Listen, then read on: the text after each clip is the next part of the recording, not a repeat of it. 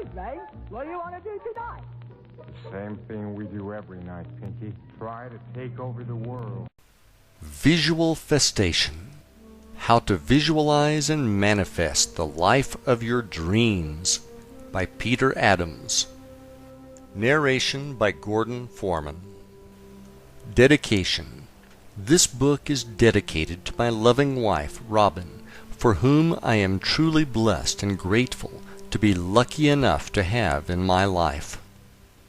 Introduction. First off, I would like to say thank you for opening this book. I have read hundreds of great works from the ancient to the modern, and many are saying the same message, just in different ways. Everyone has their own style of expressing things, and I will be doing that in my own way through this book. What I have tried to accomplish in this book is to give you a simple overview of how I believe the universe works. From there, my goal is to help you define the life of your dreams. Lastly, I will give you the exact techniques which I have used and from which I have gotten amazing results in my life. I have used these techniques to work with the universe, and I feel as though my life is magical and truly blessed. Everyone is in a different spot in their lives, and if you are reading this book, my guess is that you are looking for some type of change with something in your life.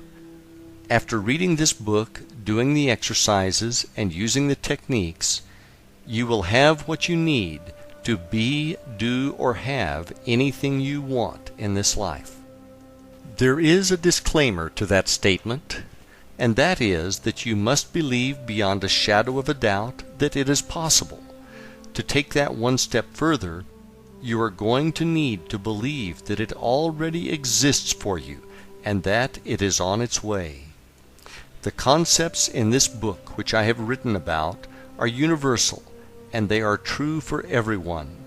I am not here to challenge anyone's belief system, challenge anyone's religion, or get into a debate about how the universe was created. When I refer to the universe, it may be what you refer to as God, Buddha, source energy, universal life force, or whatever you believe in. The important thing you need to remember is that whatever you choose to call it, it is still true. If you are ready to start creating the life of your dreams, let us begin. Chapter 1. 12 Crazy Goals. Time for a change. I, like many others, got introduced to the self-help industry as a result of being unhappy with the circumstances that existed in my life. I had been downsized as a result of a corporate consolidation, and I was unable to find a replacement job which paid anything near what I was formerly earning. Suddenly, I clearly understood the meaning of a relatively new term known as underemployed. To make matters worse, I was working in a position that was not a spiritual match for my soul. My job duties as an analyst for a large for-profit hospital corporation included explaining why the hospital I oversaw had a good or bad month financially. What really bothered me was, if we had a good month, that meant it was a tragic month for the patients and their families. It really hit home one day when I ran into a neighbor of mine in the cafeteria who told me that his mother had been admitted and that she was not going to be coming home again. The following month we had a great month financially, and I had to explain in my report that it was because we had an outlier. An outlier, in hospital lingo, refers to a patient who has billed charges that exceed $250,000. Seeing my neighbor at the hospital and knowing that his mother's prolonged death was boosting our bottom line, I knew I had to get out of this business. When it was bad, it was good, was not the kind of business I wanted to be in. Being unhappy with my professional life and simultaneously having financial challenges as a result of being downsized, I knew that I needed a major change.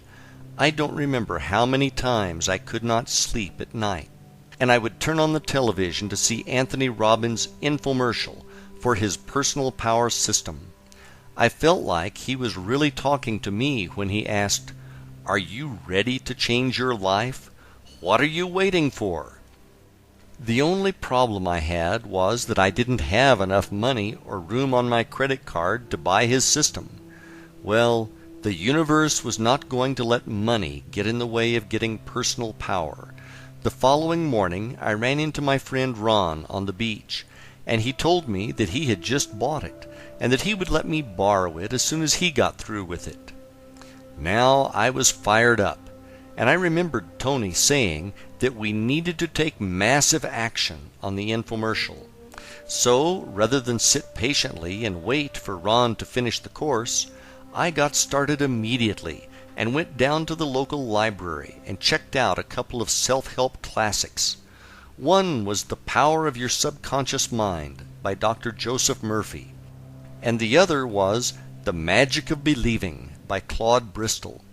After reading these, it was clear that we could make massive changes in our lives for the better through the effective use of our subconscious mind. Early one morning, while sitting down on the beach, I meditated on the question, what should I be doing with my life? After a few minutes of meditating on that question, a movie started playing in my head. It was crystal clear, and it showed me being a real estate broker who was very active in charities, and there were pictures and thank you letters on the walls of my office.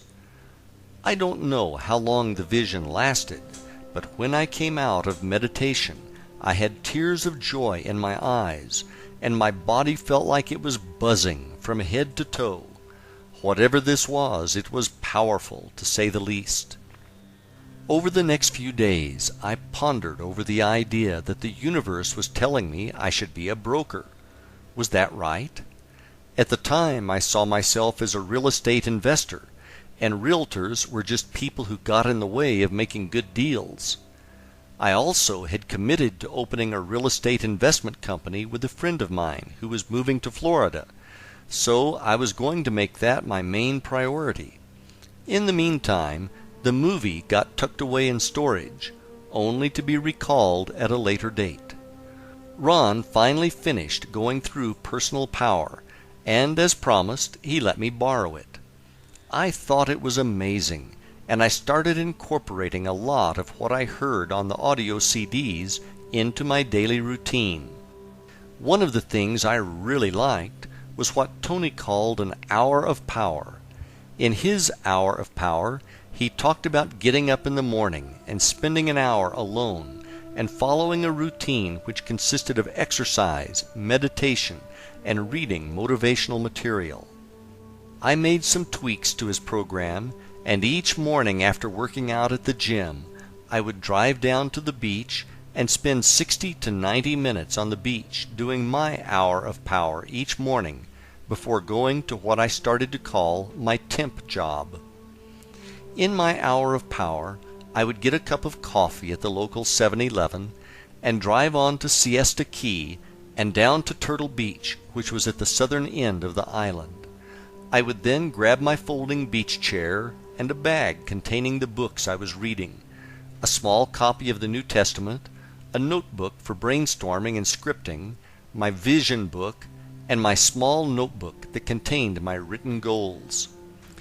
One of the things I started to notice was the fact that if it rained out and I could not sit on the beach for my hour of power, I could feel the difference in my energy level and mood.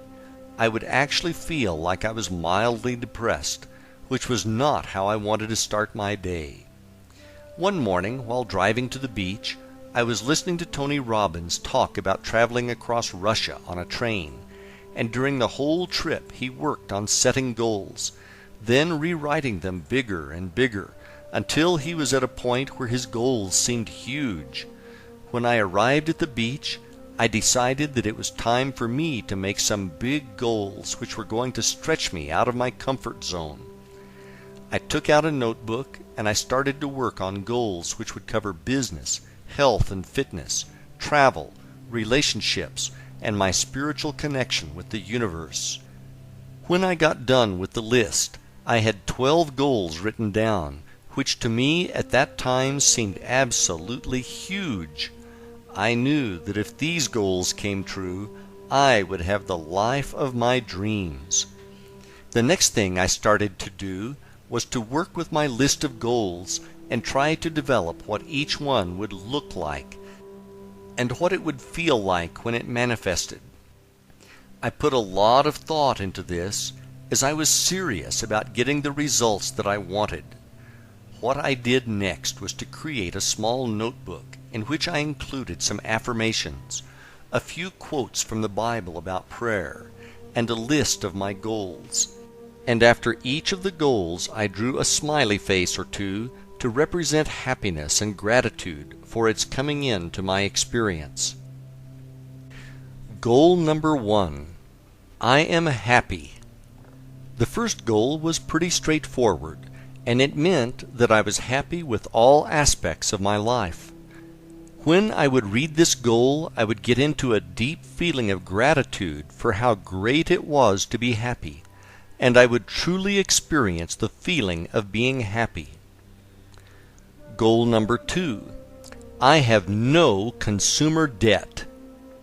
The second goal was a real stretch for me at the time because I felt like I was being crushed by consumer debt.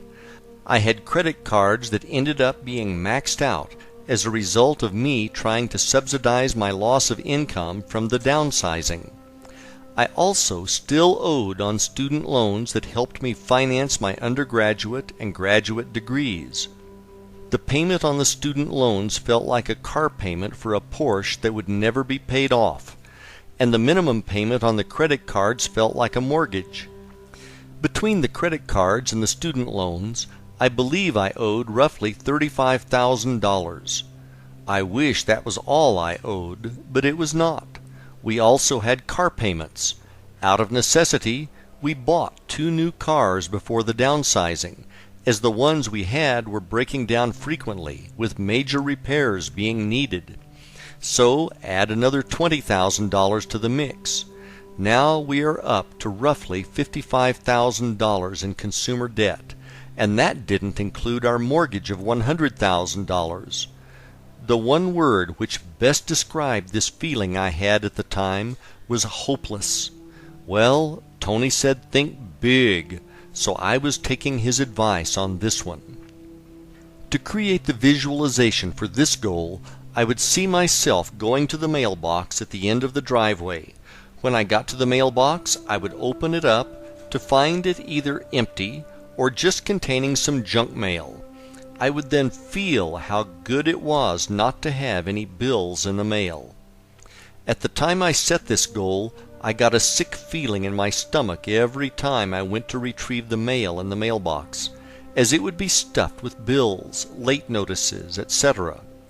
If you are in a similar situation right now, let me tell you that it is not hopeless at all, and that miracles do happen. Read on. Goal number 3. I am a very successful full-time real estate investor and self-made millionaire. When I wrote this goal, I was in the process of unwinding a real estate portfolio of 10 rental homes which I had bought with my former business partner. He decided to move out of Florida, and we decided it was time to dissolve our real estate investment company. Creating the visualization for this particular goal was easy, as I was already in the business part-time. For this visualization, I would see myself running through what my daily routine would consist of as a full-time real estate investor. I would see myself driving to the beach for my hour of power in a white Ford F-150 pickup truck with an extra cab and a tan interior. I would see myself grabbing my folding beach chair, my bag of books, and the daily newspaper to scour the classifieds for potential properties. I would also see myself going to a closing, shaking hands with the buyers, and picking up a check for the profits from a fix and flip. One of the weirdest things that happened to me about 20% of the time that I tried to run this scene in my mind was that instead of driving a white pickup truck, a pearl white Lexus LS 400 with gold package and chrome trim would show up in my visualization when I was trying to see the pickup truck. When this happened, I would come out of my visualization and wonder why the heck a luxury car was coming into my visualization. You can't haul sheetrock in a Lexus, so how was I going to be a real estate investor? It didn't make any sense. The next day I would do the visualization again, and I would be happy to see my pickup truck back in my mind. Goal number 4. I am fit and active. I would say I am fit and active more as an affirmation than something that I would visualize. At the time, I had already completed 3 Ironman triathlons. An iron distance triathlon consists of a 2.4-mile swim, a 112-mile bike ride, and a 26.2-mile full marathon run. The training it takes to compete and successfully finish one of these is almost like having a second full-time job. So my goal was to maintain my fitness in the future. Goal number 5. We have newer vehicles owned outright. This I would say as an affirmation, and I would feel how good it felt not to have any coupon books for car payments. Goal number 6. We have disposable money to have real vacations. At the time I wrote this affirmation, we were broke, and the only vacations we could afford were to take time off from work and have a staycation at home in Florida. For this visualization, I would see us going on a ski trip to Colorado, and I would see my wife saying how much fun she was having, and I would have a feeling of gratitude that she was happy. Goal number 7. I am able to give a lot of money to help others in need, and I do. When I wrote this goal, I knew that I wanted to be a philanthropist. The reason I say that is that my wife and I had become active in Habitat for Humanity, which is a great cause. Habitat helps lower-income people afford a nice new home that they could not otherwise afford. The homeowners who get these homes pay for their down payment through sweat equity, which can often take them over a year to complete. On one Saturday morning, I asked the construction supervisor what types of appliances came with the finished homes. He said that they just came with a stove and a refrigerator. I told him that my wife and I were moving from a house to a condo, and that we would not need our washer and dryer and would like to donate them if we could. The supervisor said that Mary, not her real name, could really use them, as she was a single mother with 4 children. We had actually been working on her house together that morning. I walked over to her and said that I heard that this was going to be her house. She replied with, "Yes, isn't it just beautiful?" I then asked her if she could use a washer and dryer for her new house, and that we had a set that we didn't need. I have a hard time describing what happened next. Mary screamed out, "Yes!" in excitement, and then hugged me. When she hugged me, this amazing feeling of joy rushed through my body. It was as if my whole body was buzzing. I had never felt anything like it before, but if this was what being charitable was like, I wanted to have this feeling all of the time. To visualize this goal, I would see myself being at the ribbon cutting for a new home to be donated to a family by Habitat. I would see myself being called up to hand the scissors and the keys to the new family. I could feel that feeling I had from Mary's hug, and I could see people clapping in joy for the new family. When I did this visualization, I would always end up with tears of joy in my eyes. Goal number 8. I live near the beach and have a beautiful home. This I said as an affirmation, and I would have a feeling of gratitude for how happy I was to live near the beach. Goal number 9. I own a large real estate portfolio. I also said this as an affirmation to reinforce goal number 3 of being a full-time real estate investor. Goal number 10. I am trusted by investors and have the ability to raise large sums of money. At the time I wrote this, I only had 2 investors who were really close friends. I would say this as an affirmation with the feeling that this was absolutely true. Goal number 11. I have a great relationship with my wife. I would say this as an affirmation, and I would feel gratitude for having my wife Robin in my life. Goal number 12. I have a great spiritual relationship with God. I said this as an affirmation, and I would feel gratitude for everything in my life, for the things that were on their way. What happened over the following 3 years of writing out these goals is nothing short of a miracle. Writing this down and realizing that this story happened to me inspires me even today. I was there, and I still feel a sense of bewilderment as I relay the story and sequence of events which came to pass to make my dreams come true. Without further ado, here's how it all played out on the universe's playground. I got a notice in the mail saying that my real estate salesperson license was coming up for renewal, and that I was required to take a mandatory continuing education class if I wanted to keep the license. I decided that it would make a lot more sense if I took a few extra hours and went for the real estate broker's license, and that way I could keep all the commission and could work independently. It was at this point that I remembered the movie that had played out at the beach, which had me being a real estate broker who was active in charities. Now that I was more spiritual, I started to wonder if this was what I should have been doing before. I signed up for the classes and began working toward my Florida real estate broker's license. With my broker's license, I could open up my own brokerage company. To adhere to the movie, I decided that I would give 10% of our gross commission from each sale to charity. On a Sunday afternoon in Sarasota in the spring of 2003, my wife and I were driving down to the waterfront to have lunch at a restaurant called Marina Jack. On the way, I stopped at an ATM to get $20 out. As we drove, we started throwing around names for the new charity-based brokerage I was going to open. We finally settled on the name Benefactor Realty, and we went into the restaurant for lunch.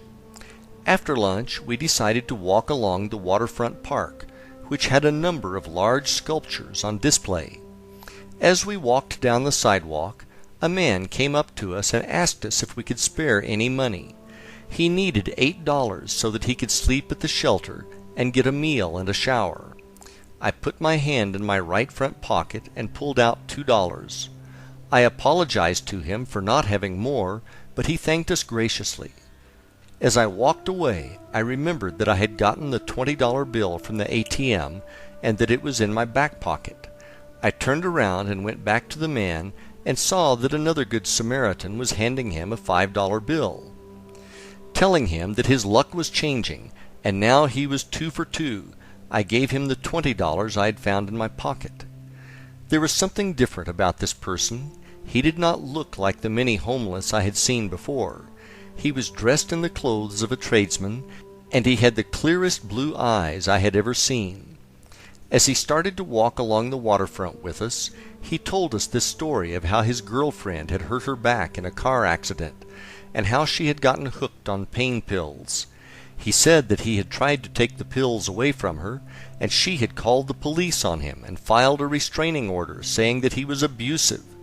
Now that he could not go back to his home, he was worried that he was going to become homeless. To give him hope, I told him about the story of Og Mandino. Og was at one time in his life a homeless and hopeless alcoholic. Og started to read self-help books at the library and turned himself into a millionaire, a best-selling author, and an incredible motivational speaker. I also told the man that he should get his hands on a Bible. At that moment, he reached into his pocket and pulled out a small, brand-new, white-covered version of the New Testament. I don't know how I did this, but I went to look for the verse from the Gospel of Mark that I read every day on the beach, and as if by magic I hit the exact page on my first try. I read him the verse, I then went to find the verse from Matthew that I read in my hour of power, and again I hit the exact page on my first try. I read that verse to him, and after telling him that everything was going to work out, I handed him back his copy of the New Testament. He thanked us again and said that we had really helped him out. After I had walked about 7 steps away from the man, I got this rush of energy that I can only describe as what happens on that old television series, The Highlander, when Duncan MacLeod goes through a quickening. I could feel my whole body tingling the way it did the day Mary from Habitat hugged me. All I know is that whole experience was strange, to say the least.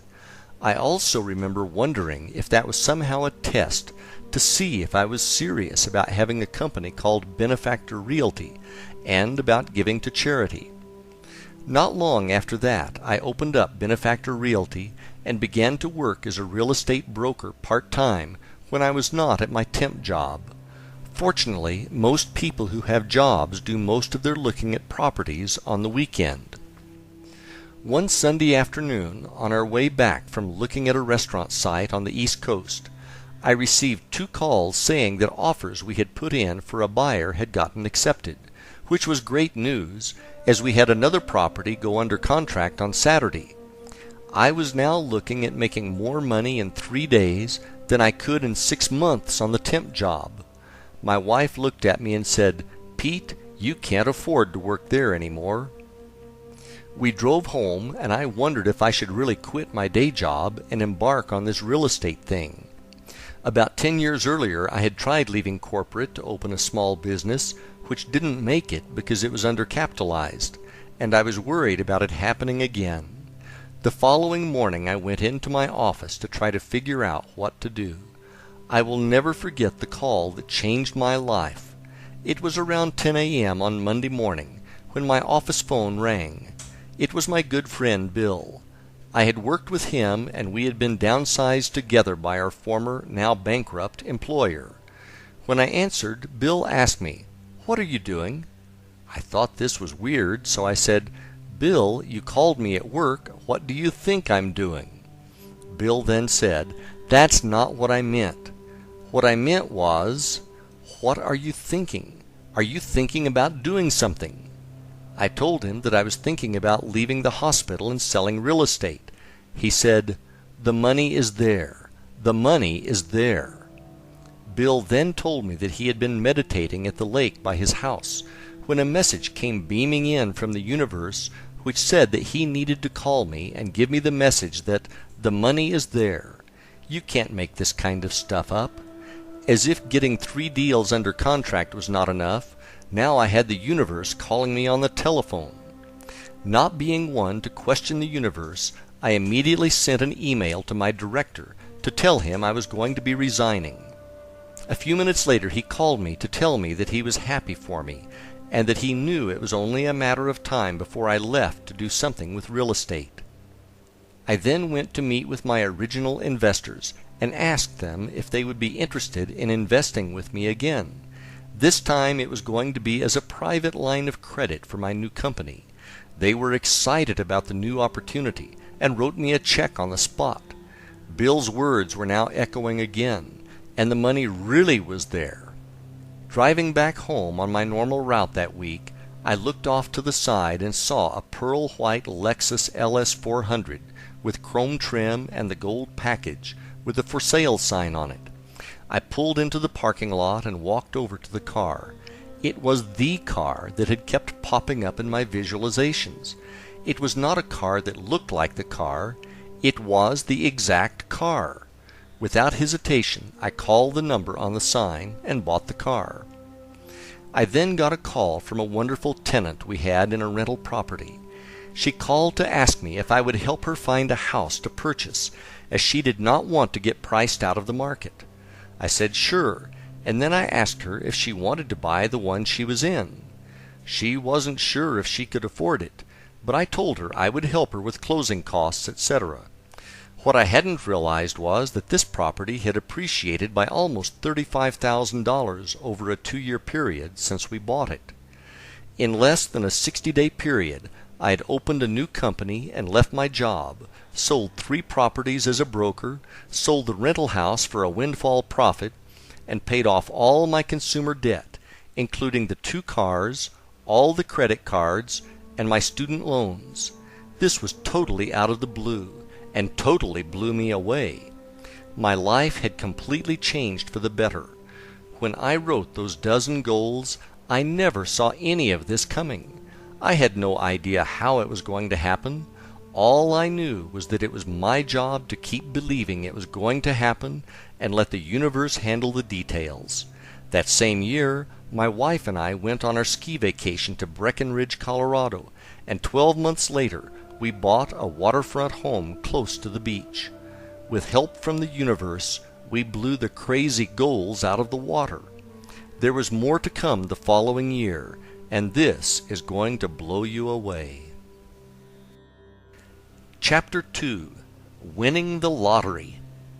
After an unbelievable year during which all of my goals and dreams came true, I started to think about what else there was that I truly wanted to experience in my life.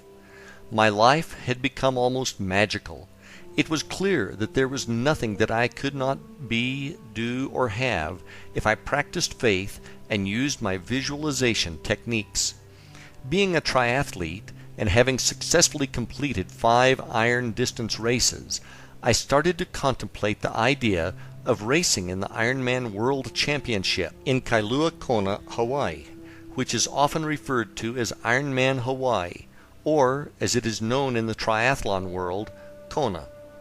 Anyone who has ever competed in an iron distance triathlon will tell you that being fortunate enough to compete in the Hawaii Ironman is like winning Wimbledon, the Masters, and the Super Bowl all in one day. Before I get into my next Ironman experience, let me give you some background behind the event. The history behind the Ironman triathlon. The Ironman in Hawaii is a legendary race. It came into being after a group of athletes were drinking beer at the Oahu Perimeter Relay post-race party in 1977. They were debating which type of athlete was the fittest. There was disagreement over who were the most fit athletes. Some said that cyclists were the most fit, others said runners were the most fit, and still others said that swimmers were the most fit. To settle the score, they decided to put it to the test. So they formed a new race that combined the 3 major endurance events they had on Oahu. They combined the 2.4-mile Waikiki rough water swim, the 112-mile Around Oahu bike race, and to top it off, they added the 26.2-mile Honolulu marathon course. They deemed that the winner of this race would earn the title of Ironman. The first Ironman triathlon was held in 1978. There were 15 brave and also crazy participants who competed in the first race. The really remarkable thing about it was that they did not know if anyone could possibly finish the race. No one up to this point had tried to swim 2.4 miles, then cycle 112 miles, and wrap it up with a full 26.2-mile marathon. There was no cutoff time to any of the events, and the finishers would receive a handmade Ironman statue made out of metal with a cast iron nut for a head. They felt that a nut was symbolic for the fact that they had to be nuts to try to do this. 13 of the original 15 which started the race received the statue, which is absolutely amazing to say the least. In 1982, the race was moved from Oahu to the more rural Big Island of Hawaii. Today, there are a number of Ironman races around the world, and it is a global brand and business. Every athlete who has ever competed in an iron distance triathlon owes a great deal of thanks to these pioneers of the sport. Back to my story.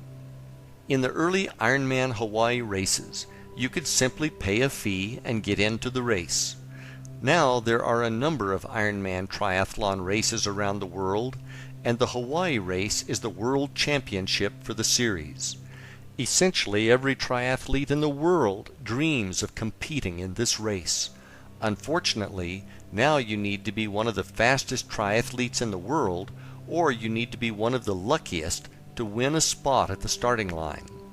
Not being one of the fastest in the world meant that if I was going to get into Kona, I was going to have to be one of the lottery winners. Each year, the WTC, World Triathlon Corporation, who owns the rights to the race, holds a lottery whereby 200 people out of over 10,000 entries are allowed into the race, and they post the results on April 15th. After thinking about the race for about a month, and with the deadline rapidly approaching to enter, I decided to really put my beliefs to the test. I got out my credit card and put my name into the hat for the 2005 Ironman World Championship Lottery. As a member of the St. Pete Mad Dogs Triathlon Club, I knew a ton of people who entered their names in the lottery for Kona multiple times who have never gotten in. I knew that if I wanted different results, I was going to need to do something that they were not doing. The difference was visualization. Having watched the video coverage of the race that year in 2004, which had amazing coverage of the course, I decided to buy the DVD and watch it repeatedly. With less than 4 months before the winners of the lottery were chosen, I knew I had to get serious. I started watching the DVD a few times a week, and I would mentally race the Hawaiian Ironman in my mind for around 20 minutes each morning.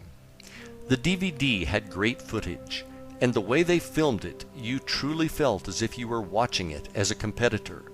Some of the most memorable shots were of the swim start, where you saw the competitor's feet kicking underwater directly in front of you, and you heard the narrator say, "You are in Hawaii, and you are in the Ironman." Another one I really liked showed the race leader biking in the lava fields on the Queen K, with the shadow of the helicopter which is filming him caught on tape as they passed over him. This was very helpful for creating extremely lucid visualizations. I also found a picture in the back of an issue of Triathlete magazine, which was entitled Night Moves. The picture showed some taller triathletes walking in the dark on the Queen K, and a shorter, stocky triathlete running up behind them. The caption says, "As night slips over the last remnants of a very long day, triathletes continue toward the finish line at the Ironman Triathlon World Championship in Hawaii." I cut the picture out and put it in my vision book. I am stocky and typically pass a lot of people in the dark when I race. That man in the picture now was me, and I visualized the scene more times than I can count.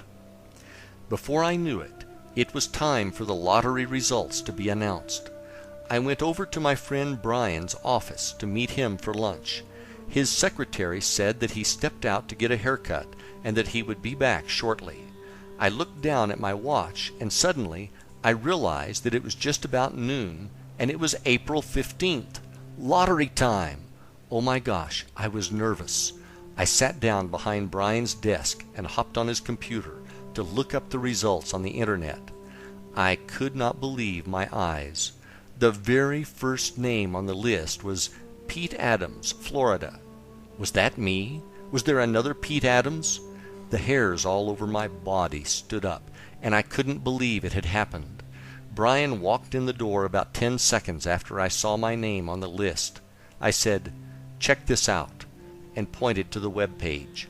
He thought I was playing a practical joke on him, and that I made up a fake list. Suddenly, my cell phone started ringing off the hook with numerous triathlete friends calling to ask me if I knew that I got into Hawaii. He then said, "Holy shit, dude, that's awesome." Brian was my training partner for a number of Ironmans that we raced together, and he knew what a once-in-a-lifetime thing this was. We were both stunned with amazement, and we kept repeating how we couldn't believe it had actually happened. I called my wife to tell her the news, and she could not believe it either. I remember her saying, "No way! Are you serious? Oh my God, Pete, that's awesome!" And then her cell phone started to ring, with friends calling to tell her the news. I cannot tell you the amount of gratitude I felt when I heard the news. The universe had done it again. Wow! You are in Hawaii and you are in the Ironman. 6 months later, and just like in the video, there I was standing in the body marking line carrying my transition bags and getting the number 813 stamped on my body. If you have ever done a triathlon, right before the start of the race, your nerves and emotions are in overdrive. Kick that up about 1,000%, and that is what this race feels like. After body marking, we headed over to drop off my bags, and I did a final check on my bike to make sure the tires weren't flat. Now it felt like a mini eternity as I treaded water and waited for the start of the race. The cannon went off, and the swim portion of the race was on. As I swam, I could see the feet kicking in front of me, and I heard the narrator's voice in my head saying, "You are in Hawaii, and you are in the Ironman." It was just like I was in the 2004 DVD. I mean, really like I was in the DVD. I seriously started to wonder if I was really here, really in Hawaii, really in the Ironman, or if this was a dream I was having that just happened to be very real. The swim is my weakest event, so after emerging from the Pacific, I didn't have a hard time finding my bike, as there were very few left in transition. I hopped on my bike, and the adrenaline really kicked in, as there were people everywhere cheering us on. In town, there is a loop at the beginning of the bike course, and I passed my wife and friends who were cheering me on 2 times before leaving town. After passing them at Hot Corner for the final time, I rode up Palani Road and then out to the lava fields on the Queen K Highway.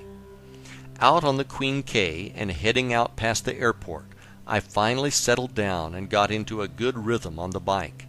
It was very desolate in the lava fields, and again it looked just like the DVD.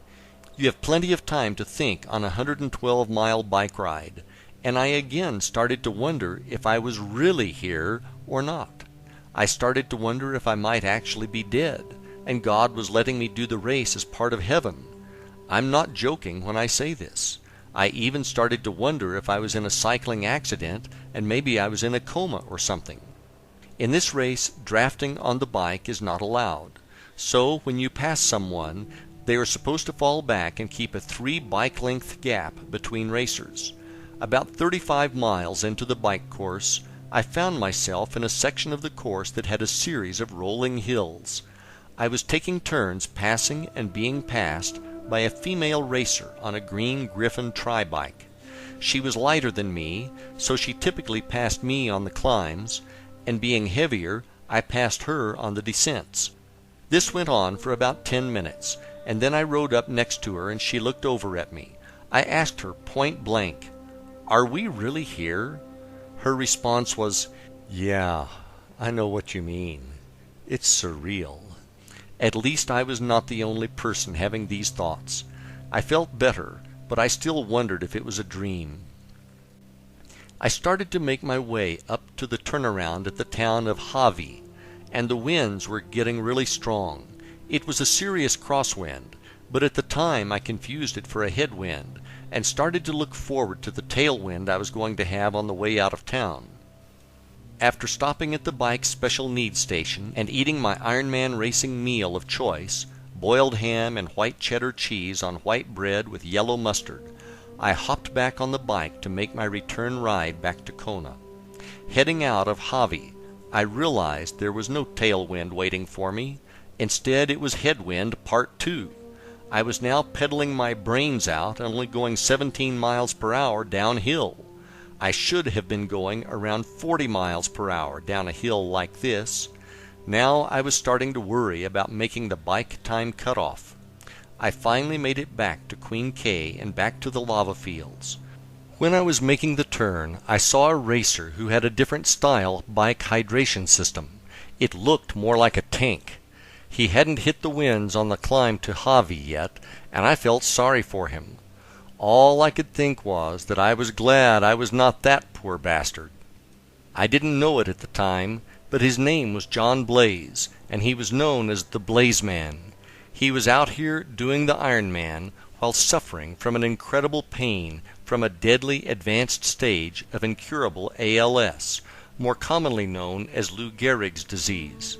He had a special hydration system because he could not catch bottles at the aid stations, as the disease had taken away his ability to grab and hold things. John was a spokesman for ALS and was an amazing human being. John made it to the finish line that day in Kona. Unfortunately, a few years later that horrible disease took his life. Heading back through the lava fields, all I could think about was how much easier it was on the way out. As I rode, I could hear a helicopter getting closer, and before I knew it, it was above me, and the shadow of it passed directly over me and my bike. It was exactly the way it happened in the 2004 DVD. The only difference was that I was not the race leader. The shadow thing freaked me out, and now I was almost convinced that I was not here. After more wind and many more miles of lava fields, I finally got back to town. The first person that I recognized in hours was my wife, who was cheering me on from the road below the Kona Brewing Company. It was so good to see her, and she was cheering me on and saying, "Looking good." For a moment, the pain in my back, neck, legs, and buttocks temporarily lessened, and I headed down to T2 to put on my running shoes and start running the marathon. I rolled out of transition and headed up to Hot Corner, where my wife and friends were cheering me on like I was going to win this thing. I actually felt pretty good, and I shook off my bike legs in just a few miles. I took a couple of turns and ran up Alihi Drive, going past Island Lava Java, which was absolutely packed with cheering fans. The view of the surf crashing across from Lava Java was absolutely awesome, and I felt much gratitude and gave thanks to God for letting me be in Hawaii and do the Ironman. After a few more miles, I saw Sarah Reinhardson running toward me. She was like a rock star out here, complete with her own van with a film crew. Everyone knew her name and went crazy. For those of you who don't know who Sarah is, she was a lead story in the 2004 Ironman DVD. Sarah is a challenged athlete who as a child had a tissue disease and had to have her leg amputated above the knee when she was very young. In 2004, she attempted to be the first above-the-knee amputee finisher of the Hawaii Ironman. If you watch her story on the 2004 DVD, you'd better have some Kleenex handy, because it is a real tearjerker. In the 2004 race, Sarah didn't make the bike time cutoff and was not allowed to continue on.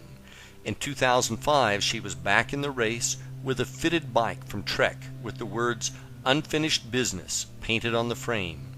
When Sarah and I passed for the first time, I knew that she was going to make it this time. She was running strong, and she had a smile on that made everyone around her feel good. Sarah knew she had this one in the bag, so it was time for her to enjoy her journey. I finally caught up with Sarah and made the pass. I really didn't want to pass her because I was having way too much fun being near her and basking in her glory. When the people cheered for Sarah, you just felt good to be near her, and it took your mind off of the pain. It was almost like a contact high. If she could be out there doing this grueling event on one good leg, you'd better not start feeling sorry for yourself. After heading out of town and watching a beautiful sunset over the Pacific, I started out toward the airport and the infamous Energy Lab. At this time of day, the Energy Lab was not viciously hot, which it is famous for when the pros come through. On the way out, I got to see Sarah again. She was pretty hard to miss with the film crew chasing her with mics and spotlights in hand.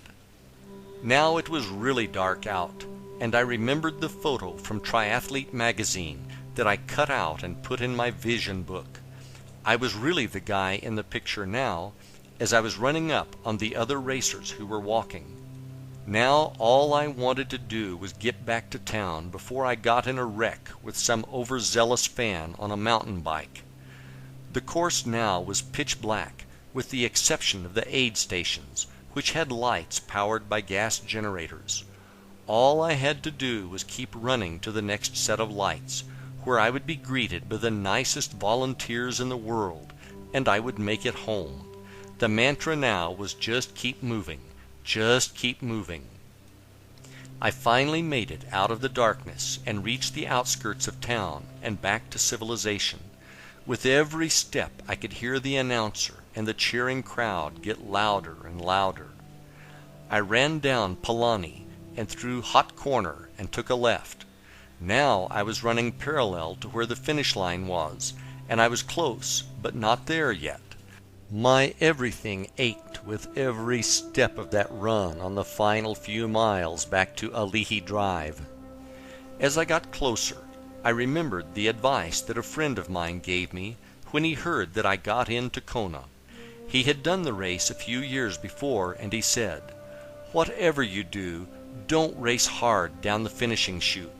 Take your time and enjoy it. You will never forget it as long as you live.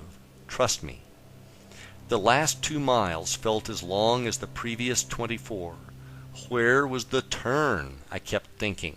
Finally I saw a police officer blocking traffic, and I knew that was where it was.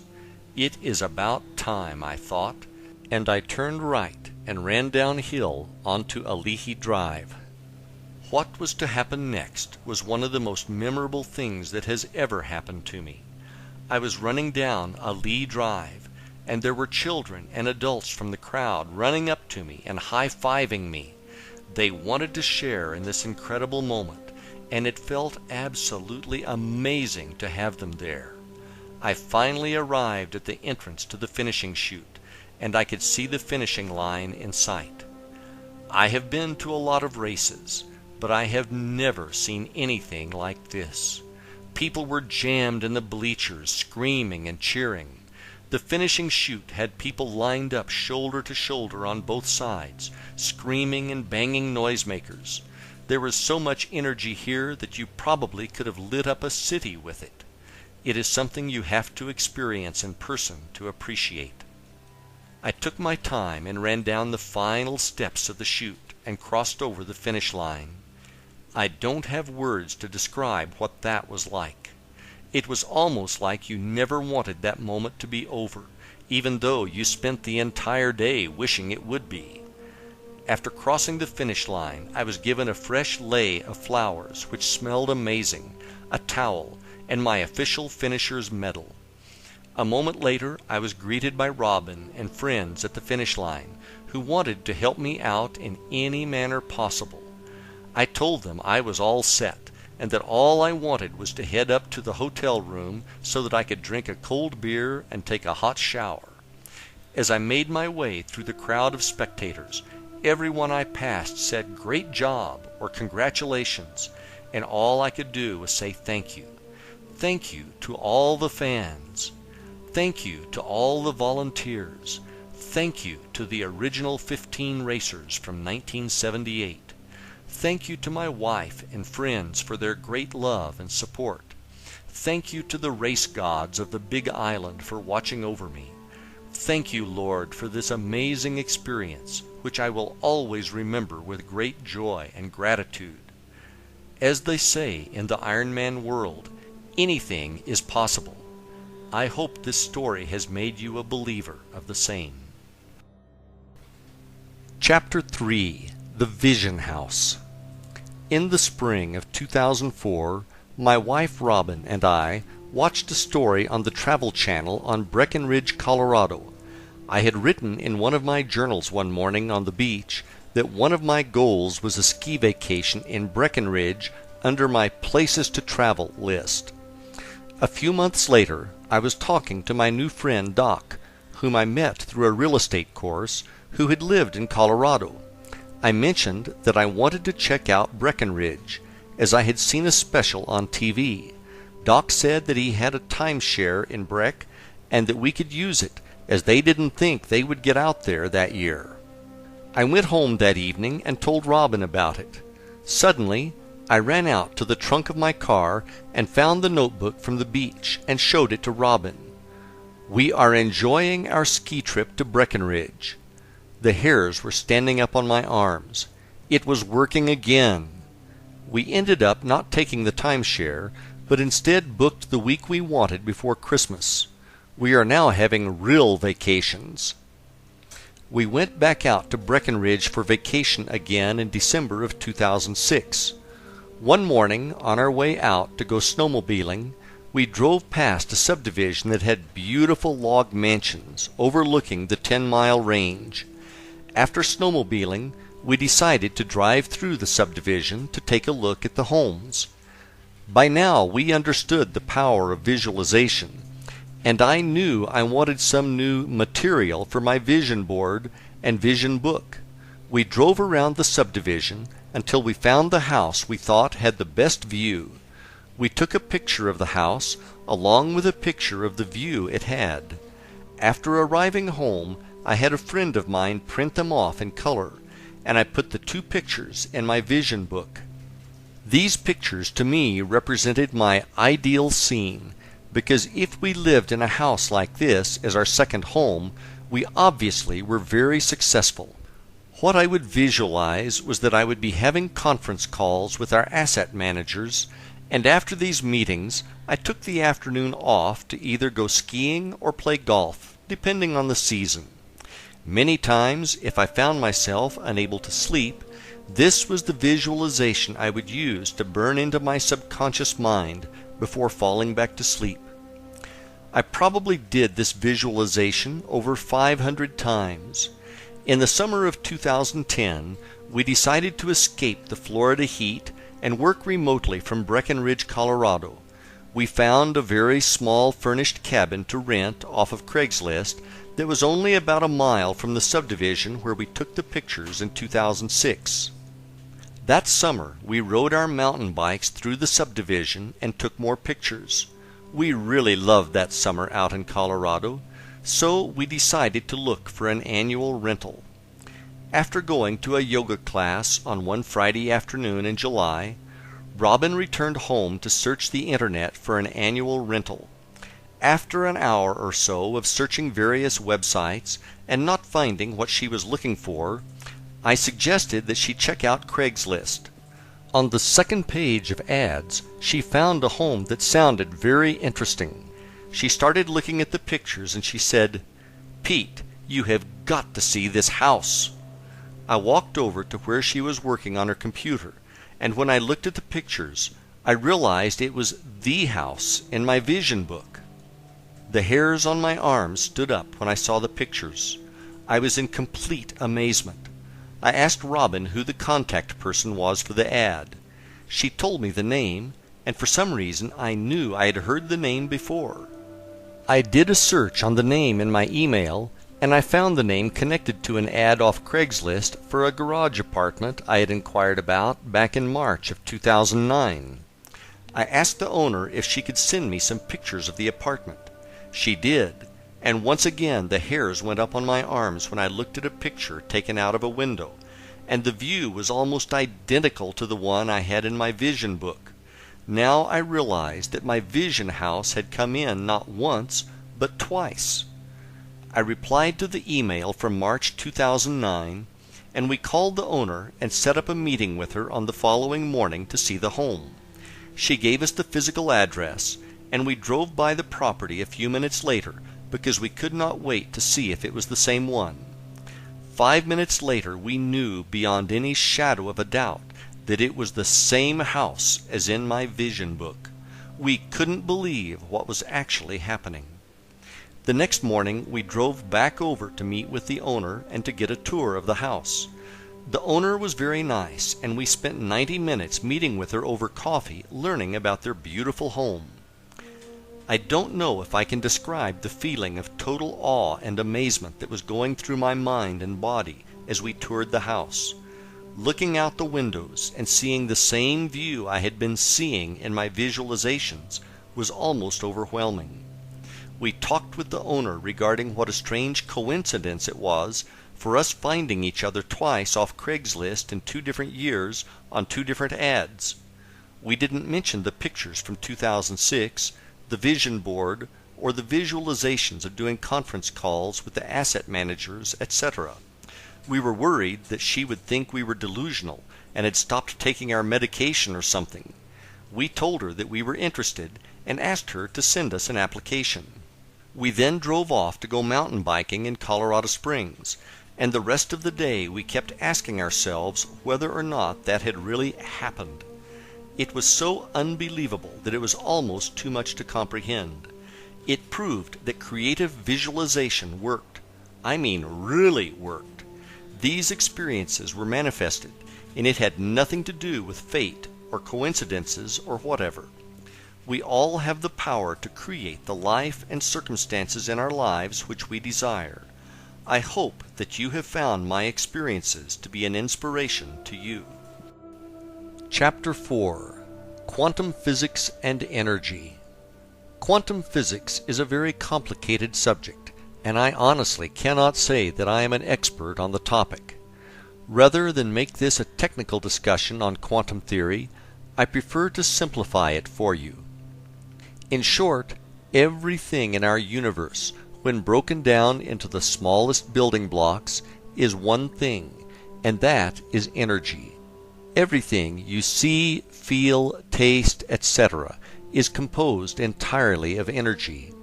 You may never have thought of this before, but you are also comprised of energy. If you looked at your body through a very powerful microscope, you would see that, at the smallest level, you are in fact energy. To take it one step further, your spirit or soul, whichever feels more comfortable to you, is also energy. In this case, it is divine energy. Is it a wave or a particle? Quantum physics is the study of subatomic particles, the smallest building blocks of matter, and how they react. One of the most fascinating things that scientists discovered is that when they measured subatomic particles, depending on the test performed, the result was that the particle could either be a particle or a wave. It was actually a probability amplitude, whereby it was simultaneously both a particle and a wave. If that wasn't strange enough, they then did further experiments and concluded the observer affected the outcome of the experiment just through observation. The truly amazing thing this proved was that the researchers' thoughts were affecting the outcome of the experiments. Thus, thoughts were actually real things, which had the energy to shape the outcome. What this told us was that the entire universe is made of this energy, and that outcomes could be manipulated by our thoughts. At this energy level, we are connected to source energy, which is also the level of creation in the universe. Chapter 5. It is all in your mind. Your thoughts are things, and they are creative in nature. Unfortunately, almost everyone in the world does not realize that they share in the creation of their own life through the thoughts that they think. Many people believe that they live in a predetermined life that is guided by fate, and that they are just along for the ride. Nothing could be further from the truth. To make it a little clearer, imagine that you are both the leading character as well as the screenwriter in the movie called Your Life. The script is written by the thoughts you think, which then attract the scenes in your personal movie called Your Life. If you don't presently like the way the scene Your Life is playing, rewrite the script to change the scene. Most screenwriters unfortunately suffer from writer's block when it comes to writing the next scene. As the screenwriter, you can create any movie of your life as long as you believe that you can. GIGO, or G-I-G-O, is an acronym that stands for Garbage In, Garbage Out. Let's bring this into the realm of thought. If you think negative thoughts on an ongoing basis, you are going to see negative outcomes happening in your life. It is not by chance, but instead by natural law.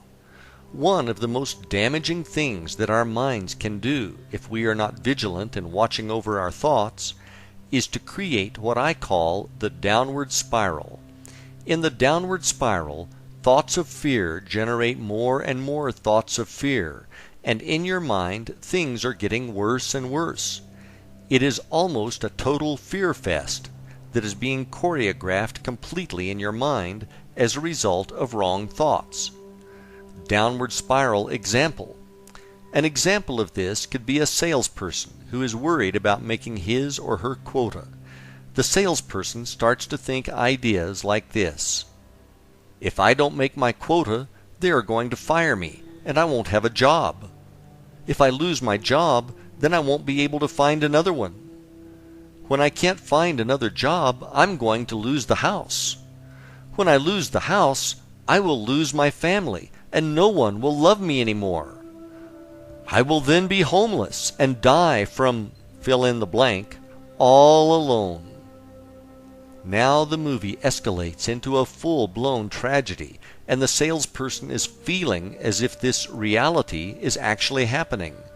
The stress of these negative thoughts could then translate into lost sales due to reduced effectiveness from insomnia.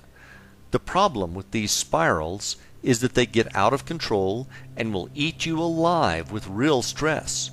If these thoughts are not canceled out, they can become a self-fulfilling prophecy through negative outcomes being attracted to your life experience. Whenever your mind starts trying to play the spiral, you immediately need to forcefully say, "Stop!" You are the one who is in control of what you are going to think, and it is not going to be things like that. Period. Remember that nothing good can ever come from thinking negative thoughts, so decide now to purge them from your being. Thought barriers and misguided beliefs. It is not my intent to give everyone a prepackaged excuse as to why they are not living the life of their dreams through what I am going to say next. The truth is, from the time you were born to where you are right now, you have been subjected to brainwashing. This brainwashing took place when you did not even realize it was happening. It could have been positive, but more than likely you received negative reinforcement. Most likely, the greatest amount of brainwashing you received came from your parents, and the brainwashing continued to be administered by relatives, friends, community, religion, formal education, etc. You were bombarded with negative misinformation, which you became convinced was the truth, as it was being told to you by your parents who knew everything, right? Unfortunately, young minds are easily poisoned from the misguided beliefs of a person they love. The greatest tragedy is that these false beliefs continue to exist at some level in your mind. The most common example I hear on a regular basis is, "I can't be, have, or do what I truly want because of blank." Question: how do you know that if you have never tried? Answer: I just know I can't because of blank. Now that you are older, it is time for you to drop the limiting beliefs that are in your head as a result of your life up until now. If your parents or whoever instilled in you the belief that you cannot do, be, or have something, drop those beliefs now. Another common flawed belief many people have is that somehow they are not worthy of having the life of their dreams. Where did that idea come from? It is not serving you, so drop the idea that you are not immediately. You are worthy. You were sent into this experience to live the life of your dreams and were given free will to attain it. Limiting beliefs oftentimes are so strong that they keep people from even trying. What have you told yourself in the past that you could not do? Be honest. We have all done this many times in the past. The past is the past, so let's drop this mental baggage that has been weighing you down for so many years and move on. The sooner you do this, the sooner your life is going to get better. You are working with a universe of infinite possibilities and infinite resources. You are not living in a world of lack or limited resources. That may be how it appears to you on the physical plane, but that is not the truth. The truth is The more you have, the more there is. The universe is constantly expanding, and everyone can have everything they want, if they believe they can, and if they are willing to do their part. What should I be thinking? That is a good question, and the answer is straightforward. You should be thinking about what you want in your life, and not worrying about what you don't want in your life. I am sure you have heard the common phrase, "When it rains, it pours." What you may not have realized is that it is a time-tested example of the law of attraction in action. As an example, let's say your automobile breaks down, resulting in an expensive repair at the garage. After you pay the mechanic, you hop back in your car, and all you can think about is how broke you now are. 10 minutes later your cell phone rings, and it is your spouse calling to tell you that the air conditioning stopped working. With dread, you start to worry about how you're going to afford to pay for it. Then you realize the traffic ahead of you is stopped, and you notice too late and plow into the back of the car in front of you, badly damaging both of your vehicles. The next day, your boss asks you why you need an advance on your paycheck, and you respond with, "You know what they say, when it rains, it pours." What you think about and focus on is going to show up, so you need to be sure that what you are thinking about is a match to what you want to manifest in your life. If it is more money that you want, you need to get into the feeling that you already have plenty and are blessed with abundance. If this is the first time you've heard this, it might sound delusional, but it is not. The feeling in this case is a vibration that is being sent through your thoughts out to the universe. A mismatch in vibration will be corrected over time by the universe. In this case, it may be the temporary appearance of a money shortage. If you refuse to buy into the appearance and hold steadfast to your belief by feeling that you have plenty, the universe will bring the circumstances needed to match your vibration. The universe can do this in an infinite number of ways, one of which might be you suddenly land a huge client for your business, or, out of the blue, you receive a check from Uncle Bob, who just sold his company for $10 million and is feeling generous, or a $1 million idea comes to you about an invention you are working on. To people on the outside, this will just look like luck. There is no such thing as good luck or bad luck. There is such a thing as positive or negative expectations. These expectations that you have, whether positive or negative, will attract either good circumstances or bad circumstances, which will show up in your life. We are going to go through some exercises in Chapter 8 that will help you define what it is that you say you really want. Once we have defined it, we can then build upon that to create the techniques we will use later in the book. Chapter 6. Feelings and Gratitude. Simply put, like attracts like. So, you need to do a really good job of monitoring the thoughts you are currently thinking, as they will lead you to a state of feeling either good or bad. Think of your feelings as an early warning system to what you are thinking. If you feel bad about something and continue focusing on it, you are going to amplify that bad feeling. Through amplifying that bad feeling, you are going to attract into your life more of what will make you feel bad. That is absolutely not going to be a favorable thing for you when you get more and more things to feel lousy about. One of the best examples I have heard about the law of attraction is this. Imagine that the universe is a giant mail-order company, and the way that you place your orders is through the thoughts you are thinking. On the other side, imagine that there is a shipping clerk filling your order. The shipping clerk does not know if size 8 will fit you. All the clerk knows is that is what you ordered. Therefore, it must be the size you wanted. Sometimes these orders get shipped to us with bonus extras, which could be really good or really bad for that matter, based on what we are thinking. The good thing about all of the orders we place is that they can be canceled before they are shipped through a change in our thinking. The best thoughts by far that we should be thinking are thoughts that give us a feeling of gratitude. Through feeling gratitude, we are telling the universe thank you. When we feel gratitude, we are connecting directly to source energy through love, which is the most powerful force in our universe. When you express a true feeling of gratitude to the universe, you are doing a lot more than giving thanks for your current blessings.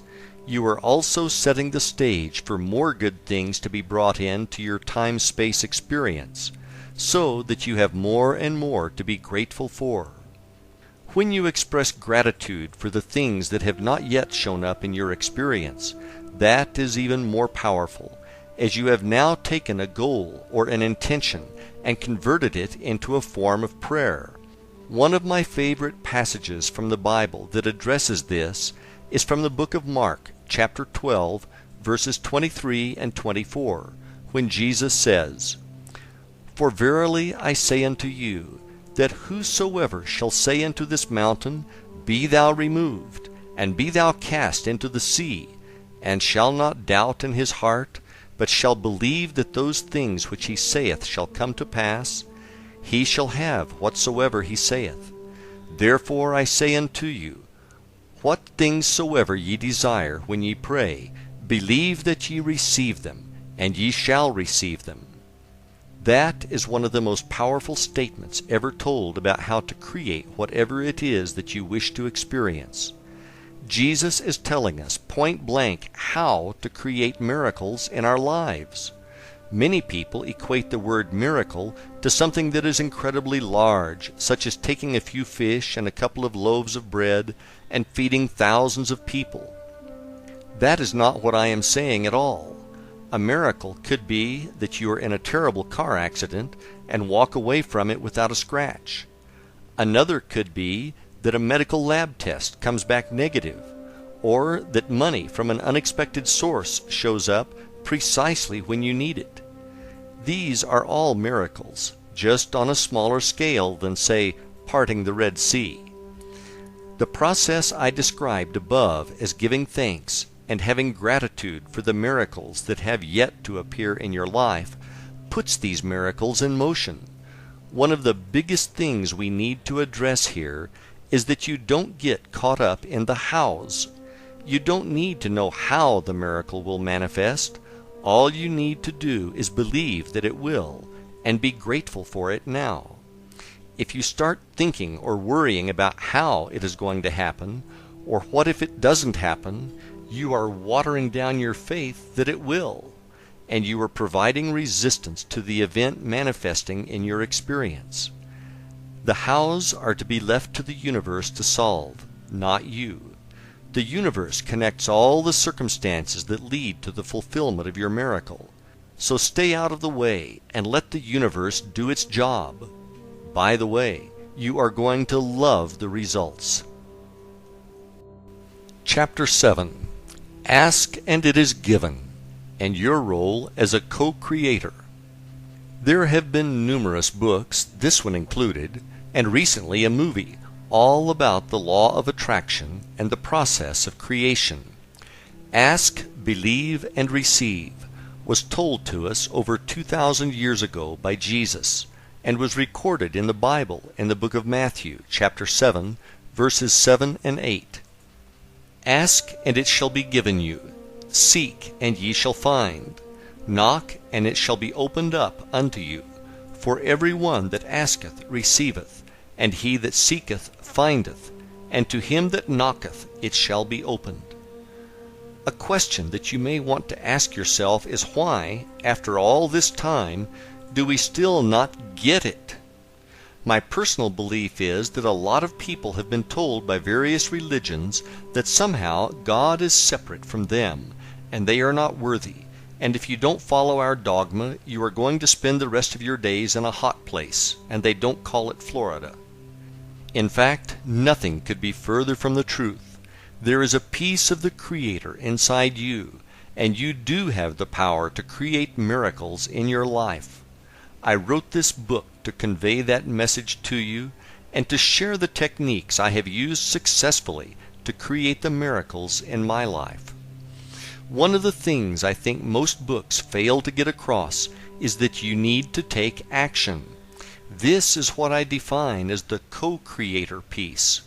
In your role as co-creator, there are a number of job duties that come with the position, such as the following. Decide what it is that you want, why you want it, and be able to create desire for it. Believe that you do have the power within you to create anything. You need to get into the feeling of already having it. You need to have gratitude and believe that it is already on its way to you. You need to avoid anyone who says that for whatever reason you cannot be, do, or have what it is that you say you want.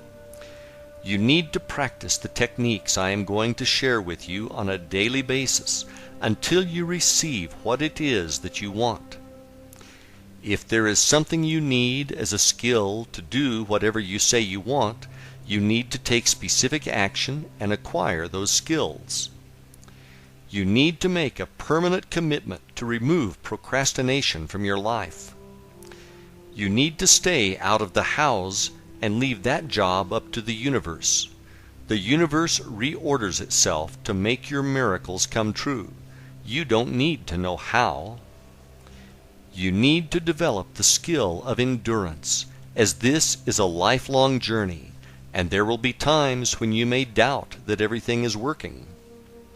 If you fulfill your duties as co-creator, you will have whatever it is that you say you want. The universe will see to it. Chapter 8. Defining Your Dream Life. 3 not-so-simple questions. Ask yourself, what would I be if there was nothing that I could not be? What would I do if there was nothing that I could not do? What would I have if there was nothing that I could not have? These are not philosophical questions. These are very important, very deep, and very personal questions.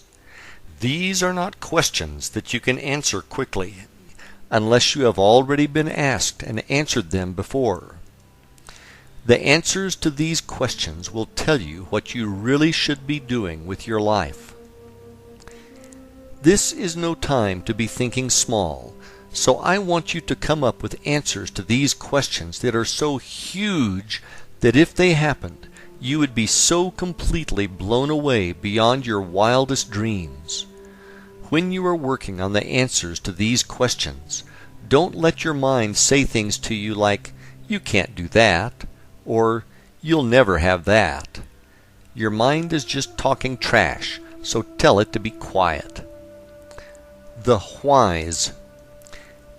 Take your time answering these questions, and feel free to supersize your order. If you can imagine it, you can have it. Once you have your major life goals written down, I want you to write each one down on the top of a separate piece of paper. Below that, I want you to write out all the reasons why this goal is so important to you. And next to each of those reasons, I want you to write out the feeling you have associated with this reason. Your feelings are the real underlying reasons why you want to achieve these goals. This is a good thing because if you dig down deep enough, you will find that the answer in its simplest form is love. With love comes passion, and that is a very powerful force of attraction in our universe. Ideal scene. Once you have your list completed, I want you to take a few minutes and imagine that it is now 5 years in the future, and everything on your list came perfectly true, and that it is now your present reality. See yourself in the movie that is playing on the screen of your mind, with all of these things being true. When you are ready, grab a notebook and write out precisely in detail what this scene looks like and how it feels. I mean really feels to you. Soak up all those awesome feelings associated with these things being true in your experience. Does that feel great or what? Congratulations, you have just defined your ideal scene, which is also known as your end result. Now you not only have a destination for your journey, but you already know what it is going to feel like when you get there. Now that you have this, it is time for you to learn the techniques which will bring your ideal scene into your reality, along with all those good feelings that come with it. Chapter 9. Goal Setting. The importance of having goals cannot be overstated on the journey to living the life of your dreams. When I talk about goals, I am not referring to New Year's resolutions, where people resolve to lose weight and they go to the gym for 2 weeks. I like to think about goals as being similar to mile markers on the road to your destination. In this case, that destination is your ideal scene or your dream life. One of the best things about setting and achieving your goals is that it puts you in as an active participant in creating whatever it is that you say you want. If you want to have the life of your dreams, you are going to need to take action. Dreams with deadlines. Another way to think about goals is to think about them as being dreams with deadlines. Many people are actually afraid of setting goals, as they immediately start to have thoughts such as, what if it doesn't happen? How bad will I feel then? If this sounds familiar to you, you're going to need to make those feelings about goals to be something that is now in your past. Another error many people make is that they will set a goal, but they fail to set a date for its achievement.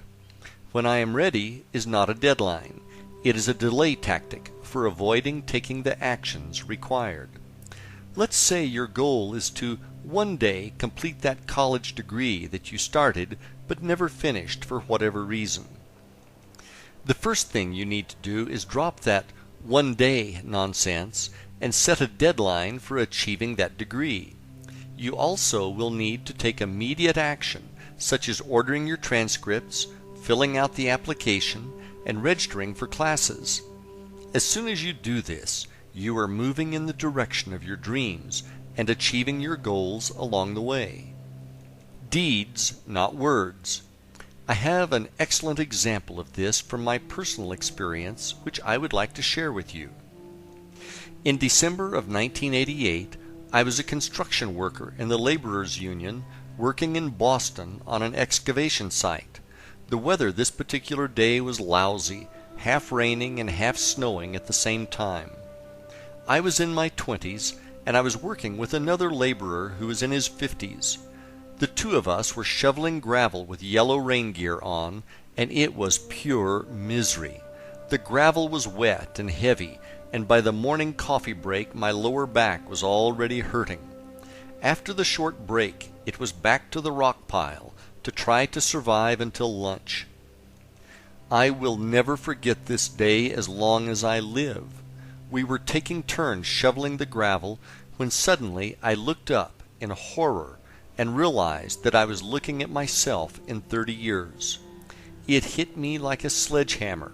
What the hell am I doing? I've got to do something about this, and I've got to do it now. The rest of the day I worked on my action plan while I shoveled away. It was time to go back to school. I had attended a community college briefly 4 years earlier and left before the end of the semester to go make big bucks in construction. I decided to take the next day off from work so that I could visit the college and see if they would let me back in.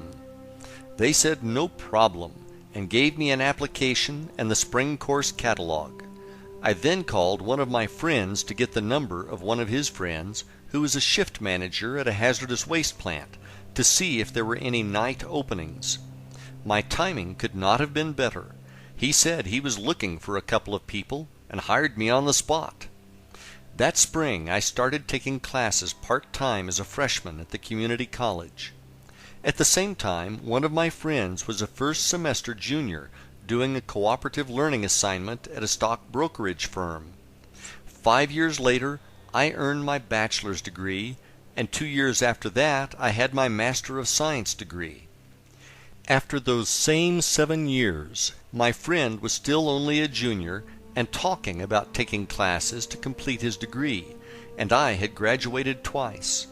The major difference was that I took immediate action instead of just sitting around talking about it. When you make the commitment and take action, the universe will bend over backwards to help you achieve your goals. Words, not thoughts. Your goals need to be written, and you need to review them on a daily basis. Simply put, if they aren't written, you don't have them. Writing them down forces you to define clearly what it is you are going for. For your subconscious mind to assist you with achieving these goals, they need to be clear. Through writing them down, you are able to give your subconscious mind clear instructions. I personally suggest having a laminated card which you can carry in your pocket at all times, so that your goals are with you at all times. What I found helpful, and which added power to my goals, is that I added some short prayers to the opposite side. Another technique that I have used in the past is to rewrite my goals every morning. When you do this, it feels as if you are reinforcing your commitment to their achievement. Can you believe them? Your goals also need to be believable to you. Don't confuse this with the idea of knowing how they are going to come to fruition. That is not what I am saying. What I am saying, though, is if you create a really big goal, one which is beyond what you can get your mind to believe can happen, it is too big for you at this time. What will happen is that you won't be able to achieve the feeling that it has come true. As you set goals and achieve them, you are going to gain momentum and set bigger and bigger goals. One of the ways you can work on ramping up the size of your goals is to work on your faith. If you can truly believe with utmost certainty that your goals are already accomplished, you can pretty much ask for anything because you will be unstoppable. The why is as important as the what. When you create your goals, make sure you know why you want to achieve them. The reasons why you want to achieve these goals need to be powerful. If they are not powerful, you will not be able to generate a burning desire to have them fulfilled, which is necessary. This burning desire is also known as passion. If you don't have passion for what it is that you say you want, simply put, it won't happen because the energy is not there. With passion for their fulfillment, you will be able to generate very strong feelings of gratitude for their coming into your experience ahead of time. This is a crucial step in the process of manifestation. In the present. Lastly, when you write out your goals, you must write them in the present tense. What I mean by that is, when you write them down, write them as if they have already manifested. Let's say one of your goals is to finish college. You would write that goal down as, I am a college graduate, rather than, I am going to finish my degree. The difference between the two statements may seem subtle, but it is huge. The first one puts it in the present as already being done, while the latter places it as a possibility in the future. All of your goals need to be written in the now, and as already being a reality. Doing it this way, you will be able to generate the belief and the feeling of gratitude for it already being done. Chapter 10. Vision Books and Boards. If you have read the earlier chapters of this book, I am sure you are going to be interested in what I have to say about vision boards and books. My personal experience has been nothing short of miraculous when I look back to what I have put in my vision book and which has manifested into my reality. In case this is your first exposure to vision boards and books, I will give you a quick explanation on how to create one. I will then tell you how I used one to successfully help me manifest things into my physical reality. Let's create one. The first thing you need to do is create the list of goals for which you have passion. Once you have done this, the next step is to gather pictures of what the attainment of these goals looks like. As an example, let's say your goal is to take your family on a vacation to Disney World.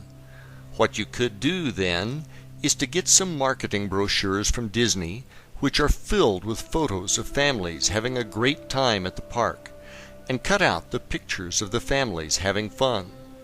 More than one picture is preferable, as it will give you more material to work with. Once you have these photos, you can fasten them to either a book or a board or both. Take your time doing this and make sure you find the best pictures you can. Remember, this is your life we are talking about, and okay is not going to cut it. So make sure you find pictures that you can look at and generate the feeling of truly having what the picture represents to you. Where faith and belief is such a crucial part of the manifestation process, I highly recommend finding some spiritual verses that resonate with you and adding them in as well. In my vision book, I have some powerful verses from the Bible which I typed on my computer and printed out. I then inserted them into transparent sleeves and then placed them in a 3-ring binder. What I found to work best with me was to alternate the pages of verses with the pages of the pictures. Feel free to customize your book to what works for you. Inside your book, you will also have your written goals, which must be written in the present tense. One really good way to do this is to write them as affirmations or as I am statements. Let's assume that you are single and your goal is to be in a loving relationship. You could write your goal out as I am so happy to be in a loving relationship. The important thing to stress again is that the statement must give you the ability to have the feeling that it is true. Below that statement, you could have a picture of a smiling couple who look to be having a wonderful time together. When you are done, your vision book should look like a representation of the life of your dreams.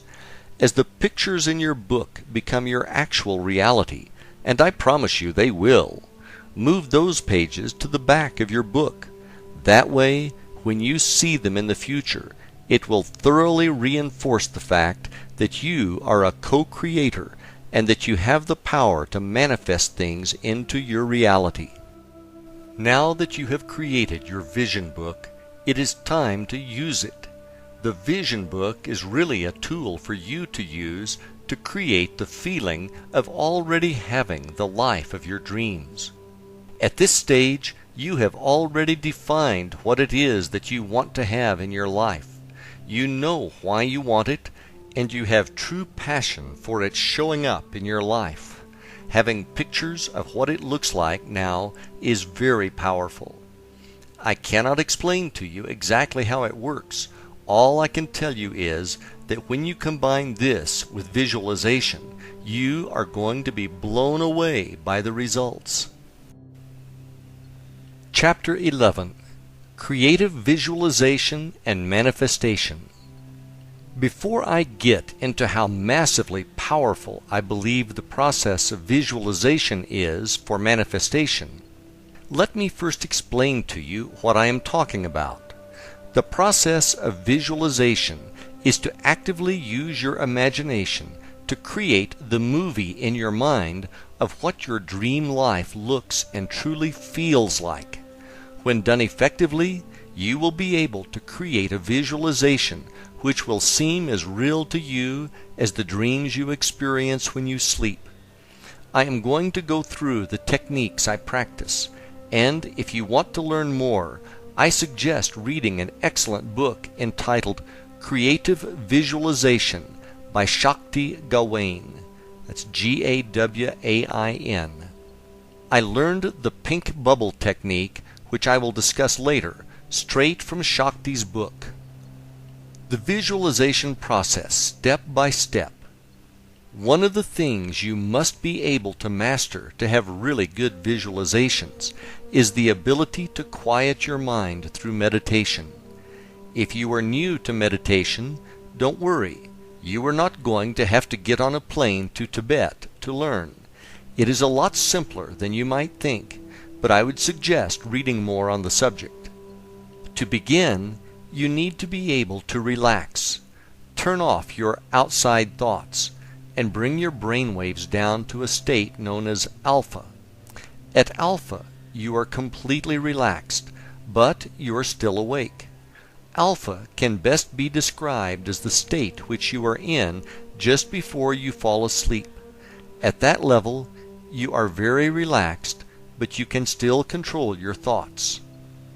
One of the techniques I use to get into alpha is to sit in a comfortable chair, close my eyes, and relax, and then count backwards from 15 to 1.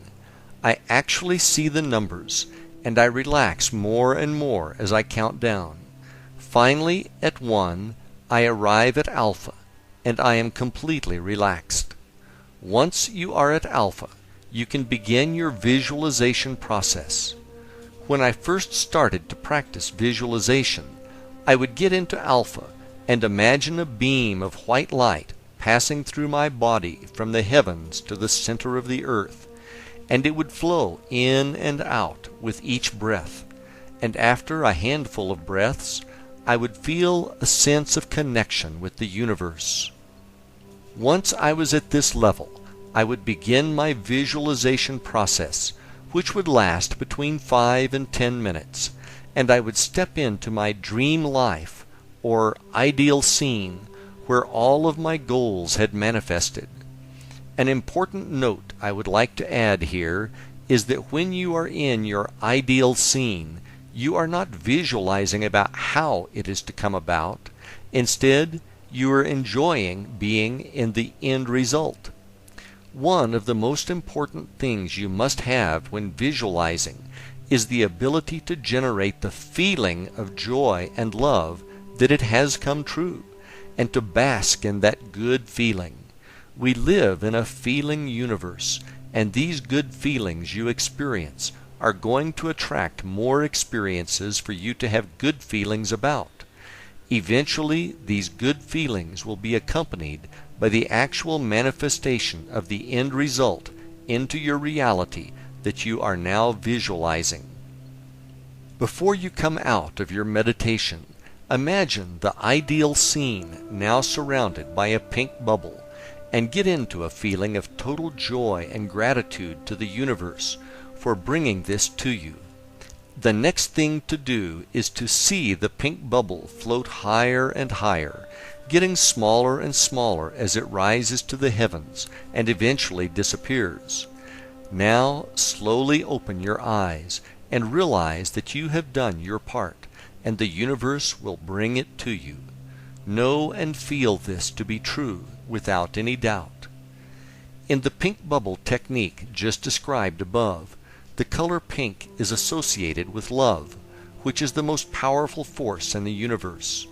The bubble floating to the heavens represents detachment from the outcome, whereby you are not worried about it coming true because you know that it is true. My personal successes. I personally cannot tell you how truly powerful I believe the power of creative visualization to be.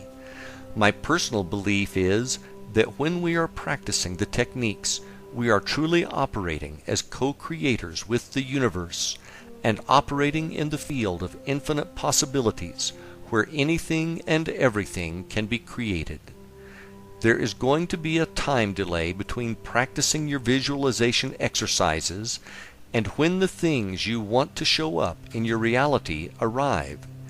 If you were someone who could operate at the vibration level of a Christ or Buddha, the time delay would be much shorter.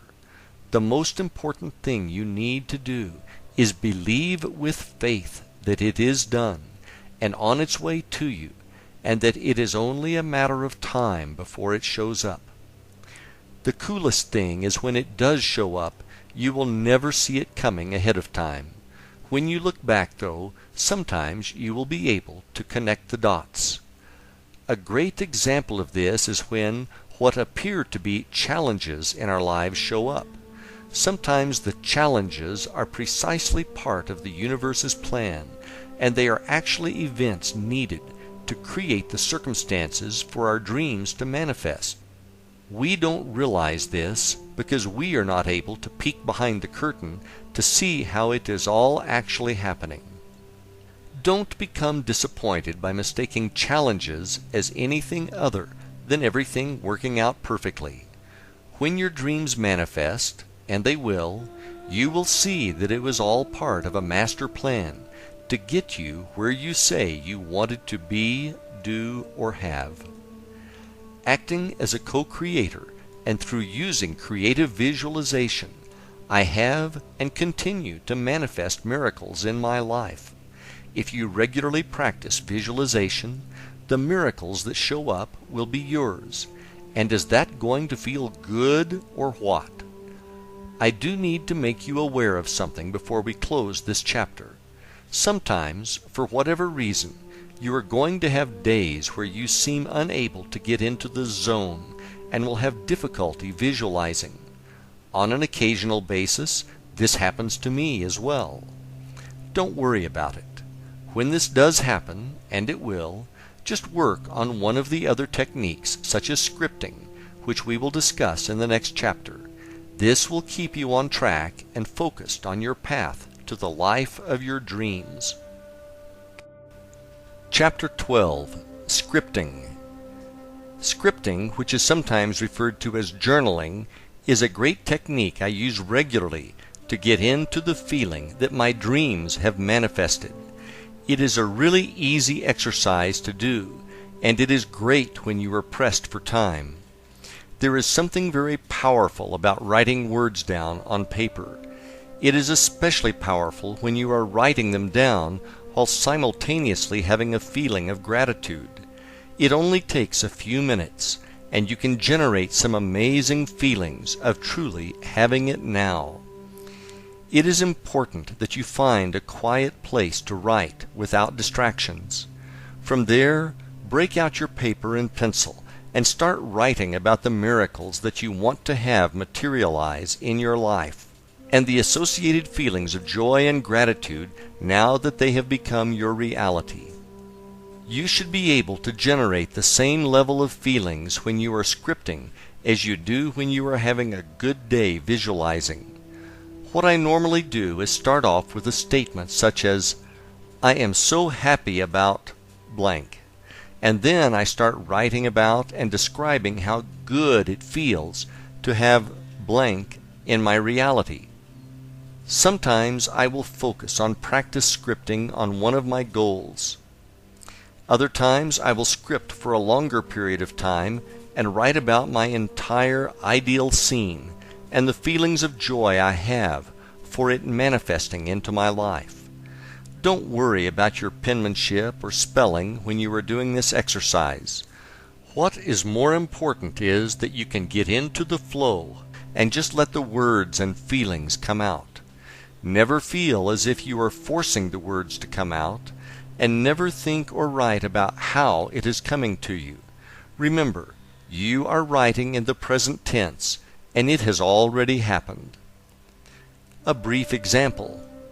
Let's say one of your goals is to have a cabin in the mountains. Here's how I might write about it. Wow!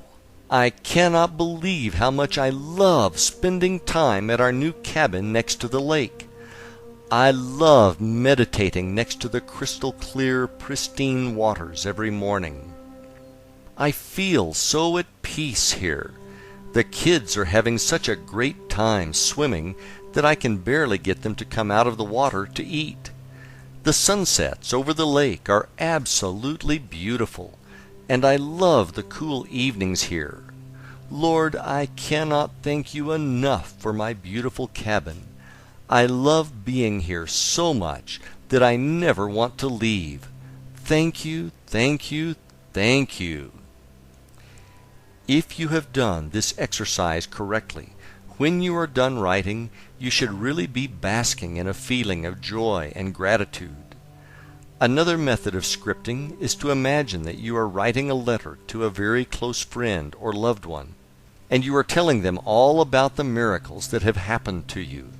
The more detailed you can be about your feelings and the experience, the better.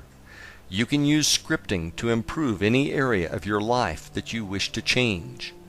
One of the things that I do when I am scripting is to add the pink bubble visualization technique when I am done writing, thereby releasing it to the universe to manifest it back to my reality. Chapter 13. Affirmations. Affirmations are powerful statements that you repeatedly say aloud back to yourself. The idea behind them is to put your subconscious mind to work on bringing these affirmations into your reality. The affirmations are always written or said in the present tense, and they are always positive. Your subconscious mind does not recognize the words no and not, so do not use them when you create your affirmations. Let's say one of your goals is to lose 50 pounds and to get back down to your ideal fit body weight of 130 pounds. Rather than creating an affirmation that says, "I am no longer fat," a better way would be the following affirmation: "I feel great maintaining my perfect weight of 130. Some people have had great experiences with saying their affirmations while staring at themselves in the mirror. The technique which resonated best with me was to add this specific language to my affirmations. At the beginning, I would add the words, "In an easy and relaxed manner, in a healthy and positive way, I am now," then state my affirmation. And then I would close with, "In its own perfect time, for the highest good of all concerned, this or something better is now manifesting on my behalf." I have to credit Mark Allen for this technique, which I learned from reading his book, The Millionaire Course.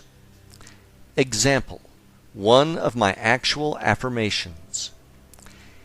In an easy and relaxed manner, in a healthy and positive way, I am now building financial success which is beyond my wildest dreams.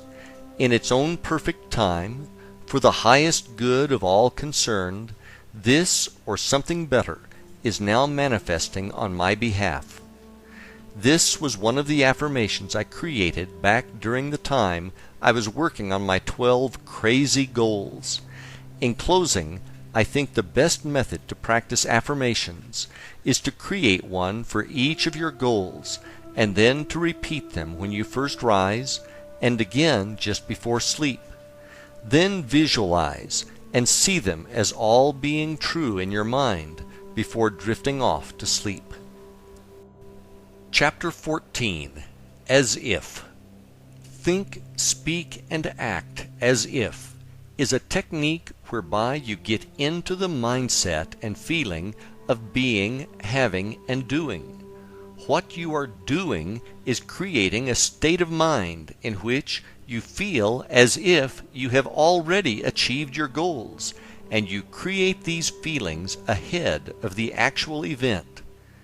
You also combine this with action and do the things you will do when your dream life manifests, as well as acquiring the knowledge that you will need to be ready when your goals show up. One of the things you may need to get over is the concept of make-believe as something only children play. You live in a world that is make-believe, and never forget it. Wherever you are in life right now is a result of what you have believed and made. Now that you have been told this, it is time for you to use this knowledge to your advantage. Think of this as being similar to your visualizations, except that now you are doing them and you are fully conscious. To better get this concept across, let me give you an example from my life. The color of money. A few years after I bought that white Lexus LS 400, which I wrote about earlier in the book, I found myself wanting the newer model Lexus LS 430. I put a lot of miles on the LS 400, and I loved the car, but it was starting to wear out after I put about 180,000 miles on the odometer. One of the things I liked best about the newer LS 430 was that they added a wood insert into the steering wheel and dashboard, which really dressed up the interior. Knowing the power of being a co-creator, I drove down to the local Lexus dealer and picked up one of their sales brochures, which had a bunch of great pictures of both the exterior and interior of the car. I then cut out the best picture of the car and put it in my vision book, and I put the brochure in my hour of power bag, which I brought to the beach each day. After a while, I really knew what my new car looked like. When I would walk off the beach and get back to the LS 400, I would imagine that I was opening the trunk of my LS 430, and I would get into the feeling of how great it felt to have this beautiful car with a fantastic interior. Another thing I would do is to visualize and see in my mind's eye the wood accent interior of the LS 430 while driving the LS 400. This technique worked best when I would drive in the early morning before sunrise.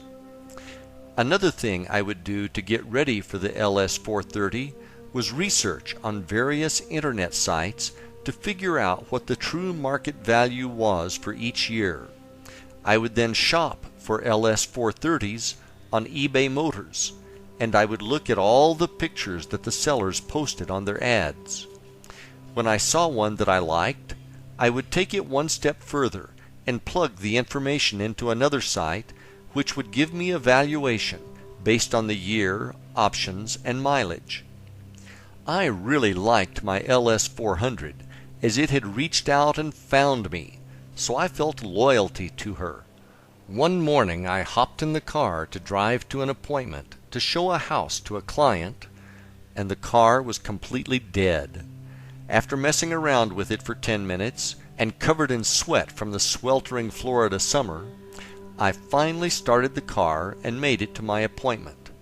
When I got home after showing the appointment, I went directly to eBay Motors and found a deal on a beautiful dark green LS 430 nearby, and I clicked the Buy It Now button. After a few days, I appropriately named the car The Color of Money. The feeling I had now when physically driving the LS 430 was exactly the same as the as-if feeling I created when driving the LS 400. Now in the morning when I came off of the beach, I was really putting my beach chair and bag into an LS 430.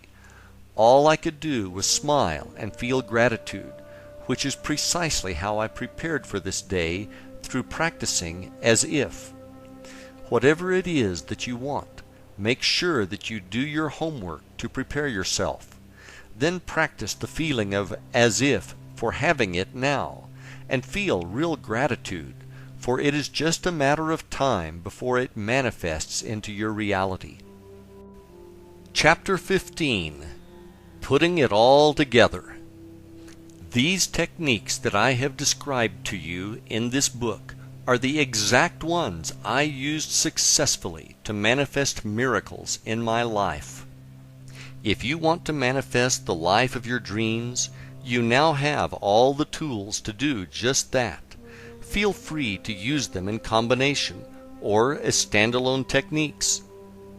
Over time, you might want to change them around so that you stay focused and fresh. The most important thing that makes these techniques work is your faith and belief that they are already done and on their way. I hope that the miracles which I have manifested successfully using these techniques have made you into a believer in the fact that you are a co-creator and that you have the ability to truly create the life of your dreams. I hope that you will share this knowledge with everyone that you love, as they too deserve to live the life of their dreams. We are all here to help each other, and imagine the joy you will feel when they tell you that you have totally changed their lives. I have given you all the knowledge and tools you will need to be, do, or have whatever it is that you want. It is now up to you to take action. I wish you Godspeed on your journey. All the best, Pete.